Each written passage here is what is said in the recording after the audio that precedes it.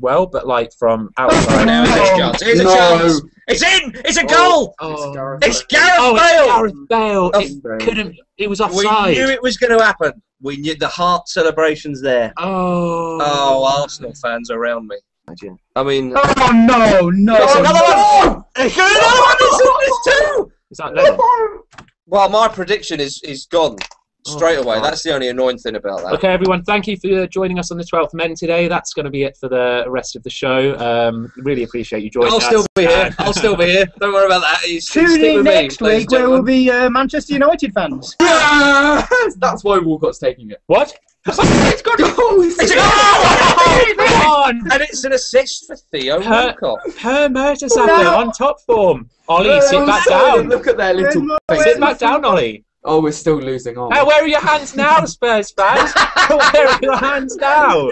Well, that's what happens. They're not going to celebrate. Oh, dear. Right, so I've just recorded today's vlog, and what I want to say is it's not a rant, it's not a rave, it's not me getting excitable, it's me just talking about what's wrong. So it's kind of a therapeutic, talk it out kind of style video, so hope you enjoy it. Thank you very much. Speak to you soon. Boom, bye. You're right, YouTube. So I didn't go to the game today because, like a complete dunce, I completely forgot that the tickets were on sale. So I missed that. My next game is against Bayern Munich away in, I think it's 10 days from now.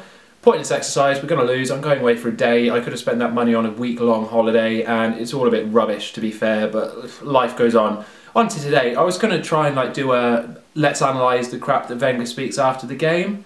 He's yet to put anything up at time of recording. He's yet to have an interview or give us any sort of information as to why he thought, let's play in exactly the same way that we've been awful at all season and hope for the best. He has been, for the last 2 to 3 years, hope for the best manager. I'm going to do the same thing as I did last week, and I'm going to hope that by some magic thing, it gets better. Well, it hasn't got better. It's increasingly got worse over the last 2 to 3 years. You can't do the same thing week in, week out and just expect miracles to happen, which is what he's doing. Now, you have to put it in context. I mentioned it last week and I'm going to mention it again. You have to put Arsenal's situation in context. Was the team today worthy of the highest ticket prices, or was the performance worthy of the highest ticket prices in the country/world? No, it wasn't. The squad's not that good. Was the tactical management of the game worth being the most highly paid manager in the country? No, it wasn't. Was the squad depth and the squad quality good enough to justify even Gazidis getting 30% bonuses left, right and centre, even though the only reason that he's made any profit is because he sold the best players? No, everything is wrong with the club. We get news the day before the London derby that we have to win, that some sheikhs, wherever they are in Qatar or Saudi Arabia, are going to come and buy the club.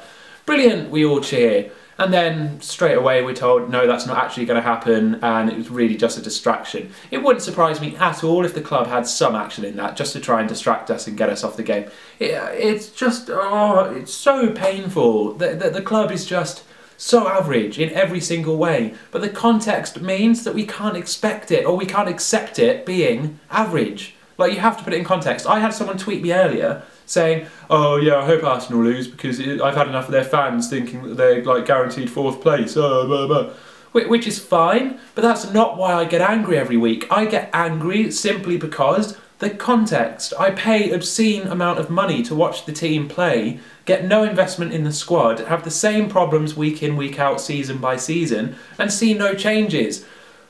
Management-wise, tactically today, awful. Like, it took him until the 90th minute to change the formation to have 2 up top, and one of those seemed to be Mertesacker. Like, that is just desperation. Why, when he was making subs, did he not think, oh, do you know what, it might be better to go 4-4-2 and have 2 up top, because it's clearly not working. We did not work the goalkeeper up past the goal in the second half, so maybe it's best to change formation. No, let's just do exactly the same formation with slightly different players who are just as average. It's just poor management. Like, just change something. Change it. Change the formation. It's not working. How many games and how many minutes does it have to be for it to not work before you think, this isn't working? Like, it didn't take me that long to realise, it didn't take all the other Arsenal fans to realise. Why did it take Wenger until the 90th minute to think, oh, let's change it, oh, let's stick Mertesacker up front? Oh, there's just so much wrong with the management. Defensively, those 2 goals in the first half, the second one was a complete sucker punch because we just turned off and were panicking. But they were both the same identical problem. If you're defending as a back 4, you've got to have cover and balance. You have to make sure that you're in positions where you're covering and balancing and supporting the other players in the back 4. So that means you effectively want a Nike tick. So you want a Nike tick there, so you've got that one centre back slightly further back, so if a ball comes through, he can cover and intercept it. What we had was a flat back 4 in a position where they had good control of the ball and could pick out their pass. And rather than stepping back with it and having some sort of cover, we just stood there, let a player run in behind and take it round Szczesny. On the 12th men, Szczesny got some really unfair criticism. There's nothing he could do with that. Running at pace, at an angle, there's nothing you can do. So defensively, it's not difficult to do a Nike shape, a Nike tick shape. That's not difficult. Why do they find it so difficult? Because they're average players. Everything about the team is average. And look, I'm not ranting, I'm not raving, I'm not shouting and getting all excited, because I'm just like, ugh, it's the same every week, it's the same every season, it's not changing, something has to change.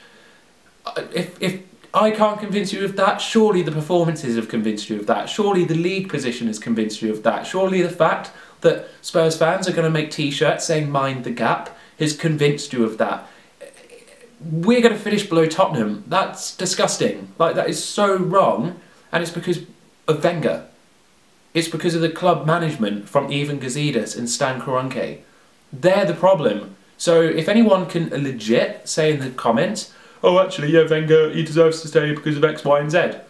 Fine, put it down there and see whether anyone has got a legit argument, because I just don't see it. Like, man of the match today, who would you pick out?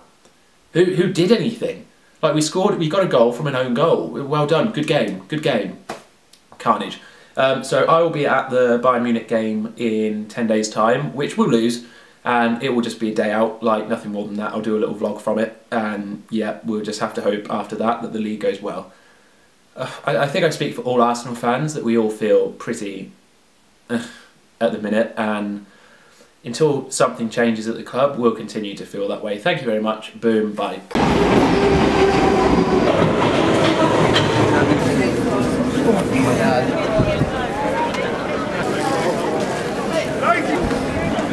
Wow.